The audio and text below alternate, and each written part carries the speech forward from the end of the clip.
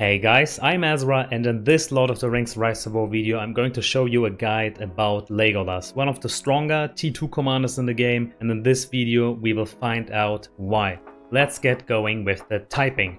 Legolas is a warrior typing commander which fits his skill set and playstyle totally fine. He needs the might, he needs the plus skill points, he also needs the additional physical damage, since that is what he does, nothing but physical damage. So I'm fine with the typing. Next up is the attributes, and at a first glance you see that his highest attribute is might. That makes totally sense. This is also what you want to push as high as possible. It's his main attribute, followed by his high speed stat. His speed stat at level 50 is high enough that he is outspeeding any important mechanic in the game, but more importantly, he is outspeeding like all the fast units in the game, so he always gets to hit first, which is nice for special effects such as, let's say, concussion or shatter. First you land it and then your units follow up. That's just nice. Like in case of concussion, you mitigate the damage of the units before they get to act first, and when they hit with lower damage, because that's what concussion does. Take a look at this. Alright, so it works totally fine with these special effects and the speed stat he has. His last stat is his focus stat, and this is just something, yeah, it is mediocre, but he doesn't need it anyway. No skills of his scale with focus. It's giving him nothing but passive damage mitigation, and that's it. So, long story short, try to push his might stat as high as possible and you're good to go. Item-wise, I am equipping right now the Mirkwood bow with pierce, and then witted armor with focus protection, full helm with melee vigor, and Hiflane with mend. Let's have a look how his meta build looks like. Right off the bat, I must let you guys know that Legolas has at least two builds.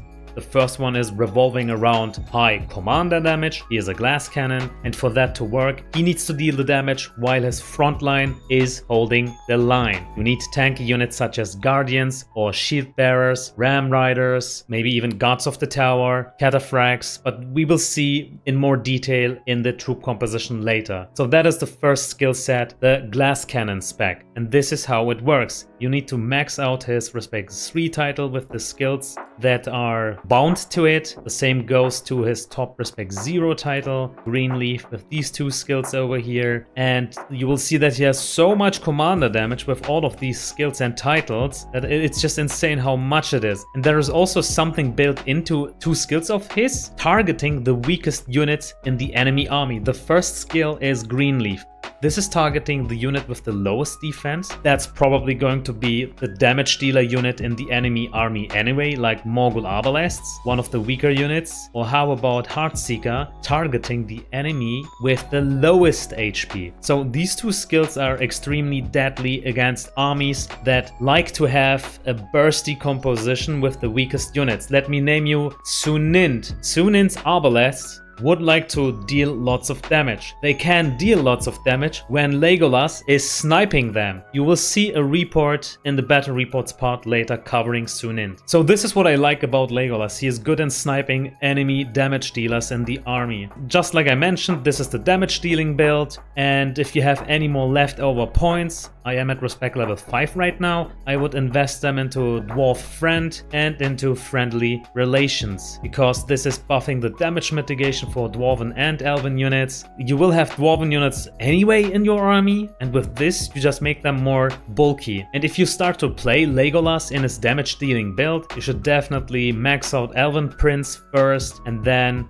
7 points into dual blows, go back to Greenleaf, max this out, and then also go back to Heartseeker, give this 7 out of 7 points, and then go back to Attack Vitals, max this out, followed by Mirkwood Ambush. But you should spend at least 1 point into these anyway to have the damage as early as possible. Now that's his damage dealing build. How does it look like if we moved over to the hybrid build? And here we have the so-called hybrid build. It will revolve around guardians, a bit of ram riders, and a big chunk of keepers, or if you don't have keepers, sentinels. But what this build does is it's going to let your tankiest unit, like your guardians, protect your damage dealers, your keepers or sentinels with protect elves. They will also have plus 30% more defense defense stats, your dwarven units, which makes them more bulky in protecting them. And also the damage of your units, your melee units, is increased by plus 60% once you reach round 5. If you have maxed it out, it will already start kicking in on round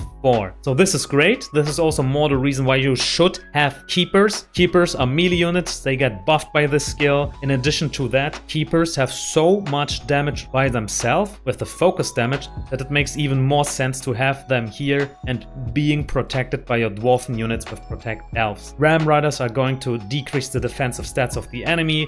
More damage for the keepers. So that's the first mechanic with this build. A lot of hybrid synergy with your units. And then on top of that, Legolas is also attacking in the same time. So this is also why we call it a hybrid build. Not just only is your army supporting your damage, but also Legolas by himself with his Elven Prince Respect 3 title. Lots of physical damage coming in from here. Lots of regular normal damage following from dual blows. Like this too is physical damage. And then Greenleaf also additional physical damage with the maxed out effect that the next damage dealt by the enemy target is reduced by minus 50%. Basically that's damage mitigation every 3 rounds whenever Greenleaf kicks in, while targeting the enemy unit with the lowest defense. How about Morgul Arbaleths being the target? That works hand in hand with what this build does. I like this build a lot, but you need some units that make it work. Just as I mentioned, keepers are the ideal pick for this. What I always like to mention is the skill Dual Blows.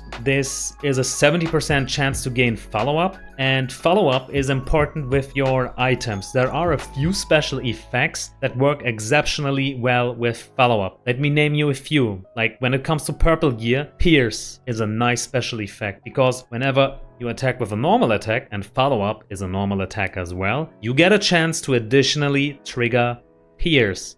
Or how about Cleave, the golden effect with physical damage? That too works hand in hand with dual blows. Or how about Concussion, reducing the damage of the enemy units. Concussion can stack. That means if you were to hit the same target twice, you get the damage mitigation twice the time. So it is a very nice skill to have for Legolas. Now if you have any more points from here onwards, I would spend at least 1 point into Attack Vitals, 1 point into Milkwood Ambush, 1 point into Heartseeker, and then max out Friendly Relations just to have my hybrid build more supported. But if I still have some points left, I would go back and max out Heartseeker. And there you go, this is the hybrid build. Now let's summarize what strengths and weaknesses Legolas has in both of his builds. Let's start with his strengths. His first strength is obviously that he has lots of commander damage. His second strength is whenever you play Legolas in his hybrid build with keepers, he has lots of focus damage, and that's not to be underestimated. Evil Side ain't really used to fight focus damage yet. There is an easy way to counter it with, let's say, Quilted Armor and Focus Protection, but I still witness how Evil Side isn't prepared for the focus damage for some reason. His last strength is that Legolas, just as I mentioned, is a master in sniping the weakest unit of the army. He does it with Greenleaf, he does it with Heartseeker. So if you are playing Legolas with his high commander damage, his glass cannon build, the first build, you specialize in these two skills, which means Morgul Arbaleth will have a hard time surviving against him. But generally speaking, every unit with low HP and low defense stat will suffer a lot from it. And there you go, these are his strengths. What about his weaknesses? His first weakness is obviously that he has no pursuit. That means evade is quite strong against him. So let's say Grima or Gil-galad will give him a hard time. Next weakness would be elemental damage. I think that too is obvious. He has nothing that is protecting him from focus, fire or poison damage. It is what it is. His third weakness would be that he is also susceptible to faster glass cannons because of the snowballing mechanic of the game. Whoever gets to hit first will have a larger number of units remaining, since the enemy who got to attack last will have lesser units remaining to fight back. I think that's just logical. So faster glass cannons is a big one. His fourth weakness would be in his hybrid build. Whenever you are playing in his hybrid build, that means you will have 3 different units in your army. They are susceptible to Army Madness and Army Stun. Your main source of damage is coming from your army. You can't deal damage when you are stun locked. You can't deal damage when you're hitting yourself. So you need to cover that weakness with Resolve or Aegis. And there you go. These are his strengths and weaknesses. Now let's check out what items make the most sense for Legolas. In front of you, you now see the best in slot purple items for Legolas. Let's start with the weapons. So I already mentioned that follow-up is synergizing exceptionally well with 2 effects when it comes to purple weapon. The first one being Pierce. Mirkwood Bow has all you need for it, all the stats that make sense for it. You can also equip a Elven Dagger with Pierce if you don't have a Mirkwood Bow. Or how about a Warhammer with Concussion? What I like about this is the high might stat followed by the defensive stat for your dwarven units with Concussion. Like, this is always nice to have and even makes more sense for your hybrid build if you ask me, because you boost the survivability of your dwarven units and they in return get to protect your keepers much better, and you also support the survival of your units with Concussion because Legolas, whenever he hits with follow-up, has a chance to mitigate damage twice. As your best in slot chess pieces, you want to run either Quilted Armor with Focus Protection or Scale Mail with Melee Vigor. Unfortunately, he can't equip a Hauberk with Fire Protection. Next up are his helmets. It's going to be a full helm with Melee Vigor as his base helmet, and if you want to cover Army Madness for your hybrid build, go with the Horseman's Helm and Resolve if you see a lot of, let's say, Isildurs with Ring of Terror or Saurons with the Madness build showing up. And as his accessory, you definitely want to have a Hiflane. It has Might and plus HP for your army. Against Evil Side, Bane of Orcs is what you want. Against good side, Ment is your only option. Now let's see what makes sense if we have a look at the golden gear. I think it goes without saying that the Axe of Khazad-dûm with Cleave is the strongest weapon for Legolas because of the additional physical damage he can trigger with follow-up. It's just so strong. And then you have 2 routes. The left route is for your dwarven units, like the Durance Plate and Iron Bassinet. Makes the most sense with Legolas' glass cannon build, where he is dealing the main source of damage. So you have your dwarven units tanking with tactical maneuvers, with the plus HP for your dwarven units, with the plus defense from here, be it arrow suppression or fortitude of soldiers. And yeah, they just tank. It could be 50% Ram Riders, 50% Guardians, or how about a 3-unit army composition with Ram Riders, Guardians, and if you were to play an Erebor with the Iron Warriors, 33% of each of these 3 units, followed by Ant-Rod Calabash, plus 6 HP for those units as well, and you're pretty much good to go. Like, this is the commander damage route: Durance Plate, Iron Bassinet, and Rod Calabash. If you don't have it, you can still make do with Box of Knowledge with the warrior typing. And then to the right side, we have some gear that is supporting his hybrid damage, like the damage of his units and also the survivability of his units. Massive Breastplate is giving you overall good stats, but above all it has significant protection, which is needed for your keepers, who are your weakest units. They get sniped by Reapers if you don't protect them with this, because that way they aren't the main target of the Reapers. Anyway, let's move over to the Cask of Pride. Lots of might, lots of plus defense, increasing the survivability of your melee units, but it has melee suppression, which is the best effect to survive snowballing effects against Evil Side. Evil Side likes to run melee units most of the time, because the majority of the enemy commander roster is focusing on melee damage. With Cask of Pride, your units survive a long time. Now, if it comes to CC like Army Madness, you sometimes need to cover that weakness with Aegis if you have that item. Feel free to use either the Cask of the Submerged Isle or the Hunter's Guide. Well, I think if I had to choose one of these helmets, I would go with the Hunter's Guide, because it also has +3 attack for ranged units. And sometimes when you don't have keepers because they are far away in Lindon and in Arnor, then you have to make do with Sentinels, and the +3 attack is appreciated from it.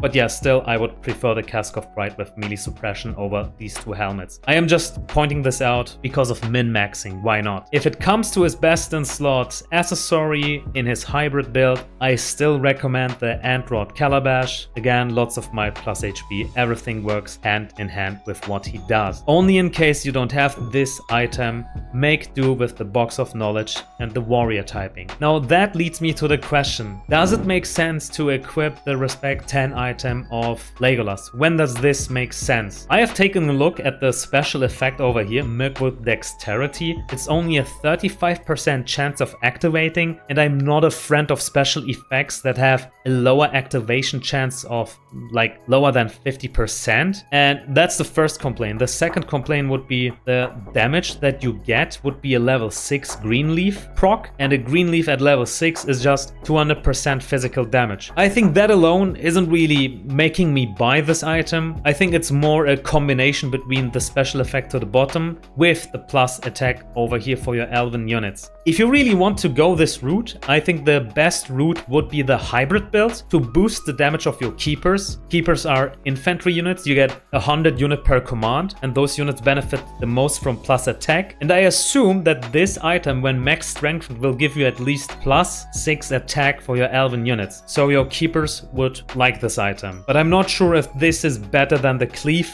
weapon, like the Axe of Khazad-dûm with cleave. That is still open for debate. If I had to go with my feeling, I think I would go with the Axe of Khazad-dûm. Or how about, instead of going with the Respect 10 item, what about the Elven White Knife with the special effect called Specialist? Now what I like about that weapon is, it's also giving you tons of might followed by plus 6 attack when max strengthened, but on top of it the special effect Specialist, boosting the skill damage of Legolas. So that too is an option. Let's have a look at Legolas troop composition and see what makes sense. I will be showing you the troop composition for his glass cannon build, where he is making his tanky units tank while he is dealing the damage. So in front of you, you already see one possibility, around like 50% Guardians, 50% Ram Riders, and maybe lower the number of one of these units by a bit, ideally your Ram Riders, and then add in a minimum amount of a decoy unit. That could be Sentinels, Marksmen, or Hunters because of the avoid effect, like evade over here. That way you may redirect burst damage in the first rounds towards them, making your tanky units survive a few more hits. So you could go like this, but if you think that you can't keep up with the conscription, you can lift the burden of your conscription time by adding a third tanky unit. Now, if you have lots of dwarven unit boosting gear, it makes sense to go with dwarven units like this. The T2 tanky units, shield bearers, have an equal amount of these units in your army and you're good to go. This has lifted the burden of your conscription. If you have more universal gear, you could also remove your shield bearers and add in Guards of the Tower. They too are very tanky with the special effect shielding, but also with anti-cavalry training. Lots of cavalry still running around. So these are some recommendations. Or imagine if you play in Erebor, you could add in some Iron Warriors instead of Guards of the Tower. That too makes sense. I have nothing to complain about that. So this is the army composition for Legolas in his glass cannon build. But let's also quickly cover what army composition Legolas can have when he is playing the hybrid build. So it's really coming down to what you're fighting against, how strong your opponent is.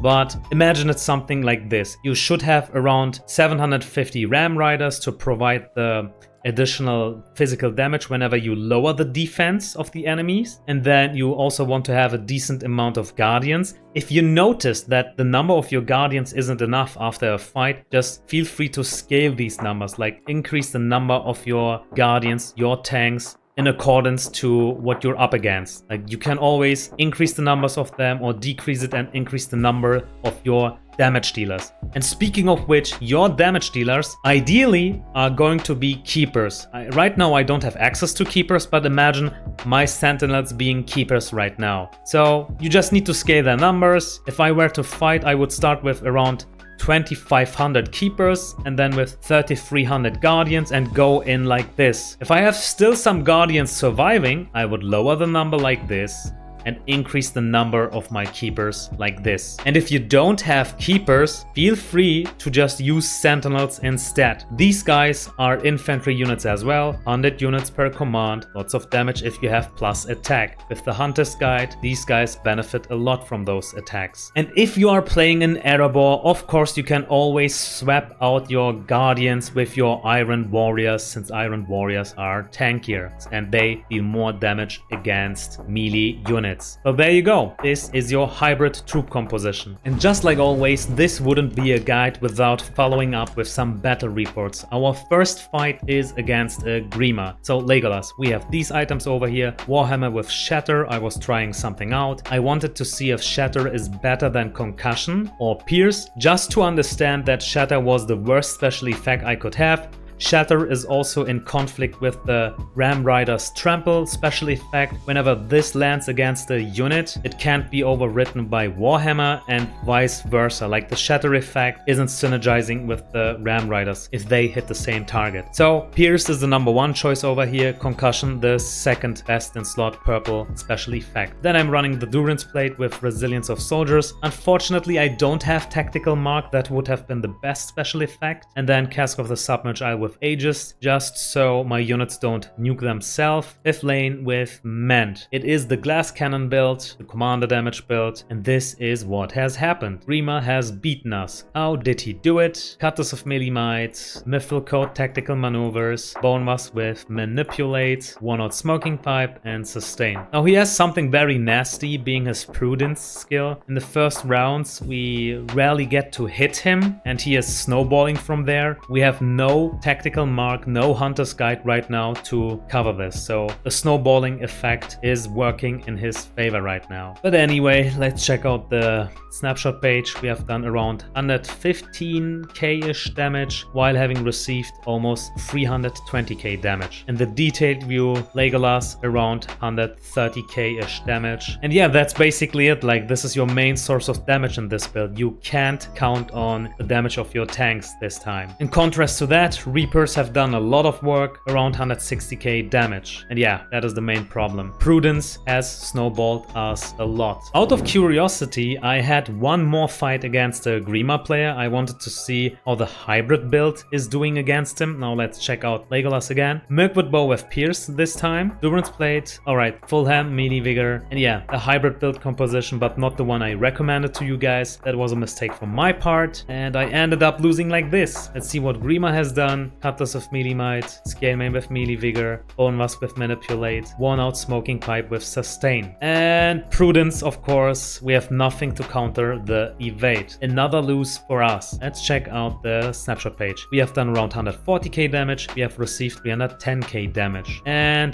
Legolas did around 150k damage. Sentinels, 40k-ish damage. Now here comes a report directly comparing the glass cannon build of Legolas with his troop boosting build, his hybrid build. To the left you have me, good old Azra in his glass cannon build, versus Kratos, who has outstanding gear, good troop composition. Like, I can't complain about the skill build, everything works fine. And thank you Kratos, like the build you have was a big inspiration for the hybrid build, and yeah, it's pretty much built off of his build. So let's check out Legolas, my Legolas first. It's a Mirkwood Bow with Pierce, nothing has changed over here. Melee Vigor, yep, that's the same build and gear, 3 different tanky units. And here we are fighting against Axe of Khazad-dûm with Cleave, Scale Mail with Melee Vigor, Cask of Pride with Melee Suppression, and Heflane with Mend. Now this is the recommended hybrid build from this video. This guy is doing everything right. Look, he even has keepers, that's a lot of focus damage. Not to underestimate, lots of focus damage. And then Tactics Evolved, where you can give them an additional special effect, keepers also gain follow-up, more focus damage in the future if you go Tactics Evolved. So this is what I wanted to point out. Let's continue with the snapshot page. So we have done 200k-ish damage while having received 350k damage. That is a ton of damage coming from his units, but mainly from his keepers. Before we move over to his units damage, let's check out our detailed page. Legolas 160k damage, and that's it. Like, the only source of our main damage coming from the glass cannon Lego. Enemy, the same Legolas, Like, look at this. It's the same amount of commander damage while also bringing in some focus damage from his keepers. Isn't this insane? And even guardians are dealing lots of damage. And after I have seen this report, I ended up being biased and started to love the hybrid build more than the commander damage. Kratos, good job, buddy. Here is one of those encounters you don't really get to see every day. Celeborn, I personally think he is a great commander, but for some reason not many people are playing him. Anyway, let's get going with the analysis. Legolas with concussion this time. I like this a lot. We are mitigating the damage of the Celeborn's army. And yeah, like the rest of the gear we already know. We have 2 main tanky units, Ram Riders and Guardians, and 1 decoy unit. And look what has happened. Like, we mitigated with Legolas's follow-up and concussion a lot of army damage. Celeborn has these items: Elven Dirk with Bane of Archers, Hunterskin with Ranged Vigor, Trapper's Hood with Ranged Vigor, Harp of Lothlorien with Elf's Strength. For some reason, Celeborn isn't really played by a lot of people. I think that's a pity. He is a great commander. Now let's check out the snapshot page. We have done around 170k damage and have received 230k-ish damage. In the detailed view, Legolas has done only 120k-ish damage. That's not a lot. And yeah, like 20k-ish damage followed by Ram Riders and Guardians. In this fight, we have completely lost the battle. We are up against the Gil-galad, and oh boy, he is covering a lot of our weaknesses. Let's see. So Legolas as Mirkwood Bow with Pierce, again Durin's Plate, full helm with melee vigor, and look at this, Harp of Lothlorien with Hunter's Mark. So even though we are covering one of our main weaknesses being evade, we still lost the fight. We have an equal amount of these tanky units, Guardians, Ram Riders and Shield Bearers, Hunter's Mark, and it was still not enough. Now Gil-galad has an Elven White Knife, Might of Elves, Ranger's Shroud, Resistance Protection, Hunter's Guide with Aegis, and the Harp with Might of Elves. So what did happen over here? Alright, so the evade didn't really work in his favor since we covered that weakness. It is what it is. He is mitigating some damage with White Council. That's something we can't do anything against. He is stunning our units, but our main damage isn't coming from our units. It's coming from Legolas himself, so that is not an excuse. He is dealing a lot of damage with Elven Leader and Chaotic Retreat. Alright, I can't say anything against that. And yeah, boosting the damage of his Elven units. I assume that the next biggest weakness that he exploited was elemental damage. Keepers with, like definitely keepers with enchanted weapons. Focus damage. Now, let's have a look into the snapshot page. We have done only 140k damage while having received 320k damage. So all of this makes me think that his keepers did a lot of amount of damage. We will see in a moment. Legolas only 120k damage. Let's see about this. Yeah, keepers almost 130k damage, heralds around 100k damage, and also sentinels with 80k damage. So Gil-galad countered us quite nice. Let this be my last battle report. And remember when I said to you that the glass cannon build of Legolas is working exceptionally well against Morgul Arbalest, against Sunind? This is one of those examples. I am having a hard time beating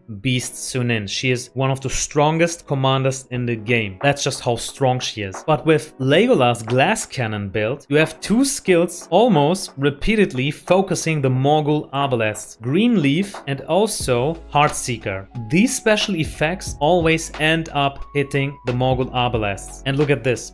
Great Beasts. Even though Great Beasts have a special effect called Bulwark, like defense plus 10, enemies will prioritize this unit. You don't have to worry about this, since Legolas is just bypassing this and immediately attacking the unit with the lowest HP and defense, being Morgul Arbalest. So I just wanted to point this out. Legolas is a great way to counter units like these. So Legolas has Mirkwood Bow with Pierce, Full Helm with Melee Vigor, Quilted Armor with Focus Protection, Iflane with It is the glass cannon build. And yeah, Suni has a Mirkwood Bow with Ranged Might, Ranger's Shroud with Resistance, Trapper's Hood with Hysteria, Wizard's Fireworks with Hunter's Mark. But I see that it's not really a beast build Suni. The Respect 3 title wasn't really maxed out, so maybe there's still some room for improvement. We have to see about that. I have to dive deeper into Beast Sunind at some point. But yeah, what do you guys think about Legolas? Like, I think he's one of the stronger T2 commanders, not the strongest years, but still he has some potential. If I was a free-to-play player and I unlocked Legolas, I would probably have some fun with him for the time being until I unlock like commanders such as Gandalf the Grey, Gimli, and who knows, like maybe even Elro here. But if you decide to main Legolas, this is how you can squeeze the best out of him. And that's it for this video. If you enjoyed this one, let me know by leaving a like, consider subscribing and share the video. That helps a lot. And that being said, I see you guys next time.